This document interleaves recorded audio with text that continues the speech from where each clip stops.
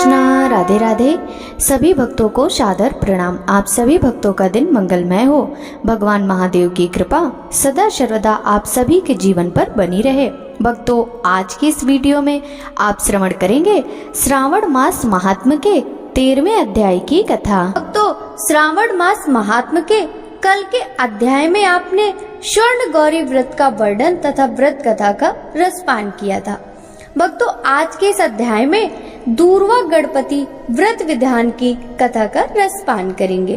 तो चलिए भक्तों, वीडियो शुरू करते हैं।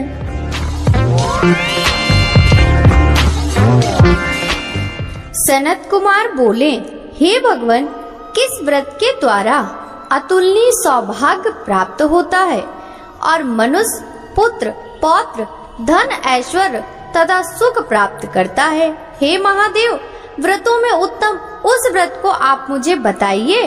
ईश्वर बोले, हे सनत कुमार, तीनों लोकों में विख्यात दूर्वा गणपति व्रत है। सर्वप्रथम भगवती पार्वती ने श्रद्धा के साथ इस व्रत को किया था। हे मुनि सत्तम, इस प्रकार पूर्व में सरस्वती, महेंद्र, विष्णु, कुबेर, अन्य देवता, मुनिजर, गंधर्व, किन्नर, इन सभी ने भी इस व्रत को किया था। श्रावण मास की शुक्ल पक्ष की शुद्ध व महापुण्यदायिनी चतुर्थी तिथि को इस व्रत को करना चाहिए, क्योंकि उसी दिन सभी पाप समूह का नाश हो जाएगा। चतुर्थी के दिन स्वर्ण पीठासीन स्थित एक दंत गजानन विघ्नेश की स्वर्णमयी प्रतिमा बनाकर उसके आधार पर स्वर्णमय दूर्वा को स्थापित करने के पश्चात विघ्नेश्वर को रक्त वस्त्र से वेष्टित ताम्रमय पात्र के ऊपर रखकर सर्वतोभद्र मंडल में रक्त पुष्पों से अपामार्ग, समी, दूर्वा, तुलसी, बिल्व पत्र, इन 5 पत्रों से अन्य उपलब्ध सुगंधित पुष्पों से, सुगंधित द्रव्यों से, फलों से तथा मोदकों से उनकी पूजा करनी चाहिए। इसके बाद उन्हें उपहार अर्पित करना चाहिए। इस प्रकार अनेक उपचारों से भी गिरिजा पुत्र विघ्नेश की पूजा करनी चाहिए। इस प्रकार कहें कि सुवर्ण निर्मित इस प्रतिमा में मैं विघ्नेश का आवाहन करता हूँ। कृपा निधि पधारें। इस स्वर्ण में सर्वोत्तम रत्न जटित सिंहासन को मैंने आसन के लिए प्रदान किया है, इसलिए विश्व के स्वामी इसे स्वीकार करें। हे उमासुत, आपको नमस्कार है। हे विश्वव्यापिन, हे सनातन, मेरे समस्त कष्टों को आप नष्ट कर दें। मैं आपको पात्र समर्पित करता हूँ। गणेश्वर देव, उमापुत्र तथा मंगल का विधान करने वालों को यह अर्घ प्रदान करता हूँ। हे भगवान, आप मेरे इस अर्घ को स्वीकार करें। विनायक, शूर तथा वर प्रदान करने वालों को नमस्कार है। नमस्कार है। मैं आपको यह अर्घ समर्पित करता हूँ, इसे ग्रहण करें।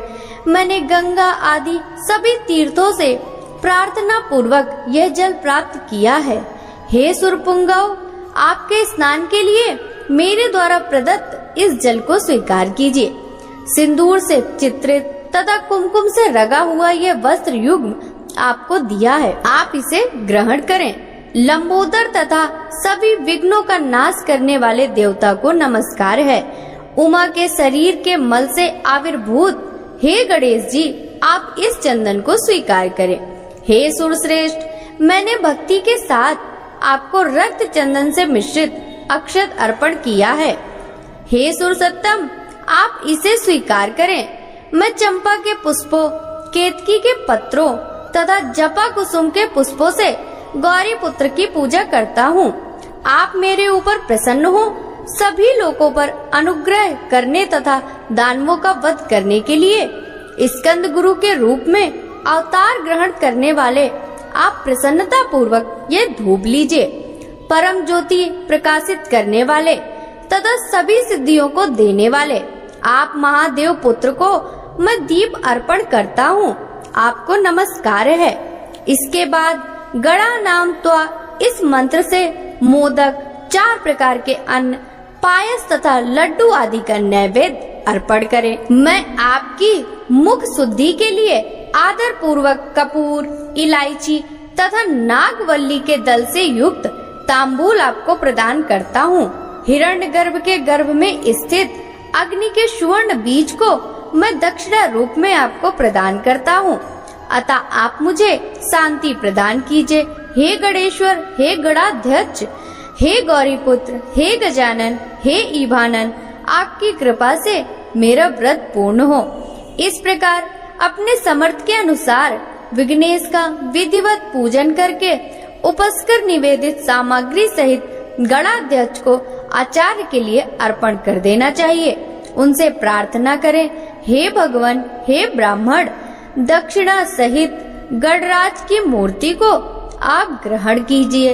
आपके वचन से आज ये मेरा व्रत पूर्णता को प्राप्त हो।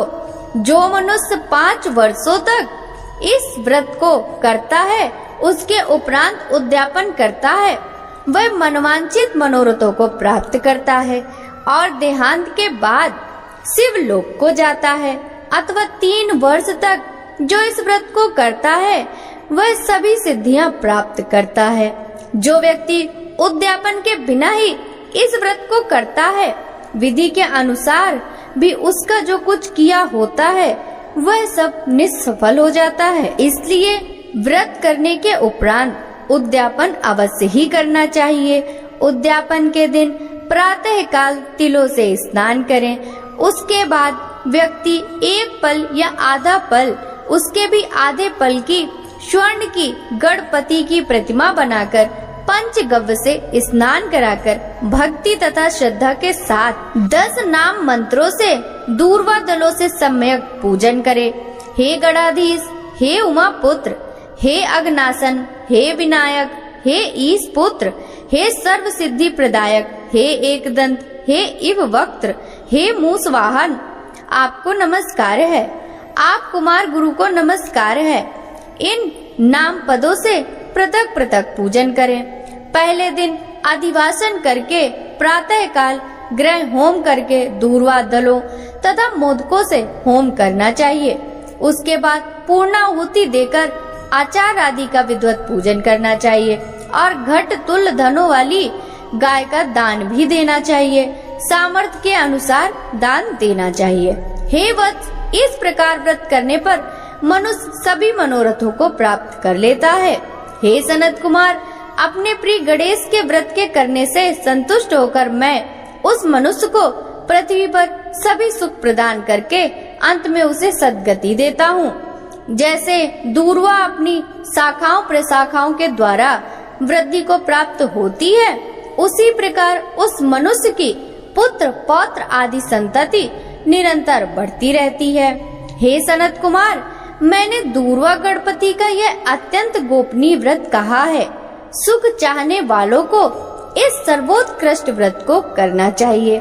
इस प्रकार श्री स्कंद पुराण के अंतर्गत ईश्वर सनत कुमार संवाद में श्रावण मास महात्म्य में दूर्वा गणपति व्रत कथन नामक 13वां अध्याय पूर्ण हुआ। आगे की कथा का वृतांत हम कल के अध्याय में श्रवण करेंगे।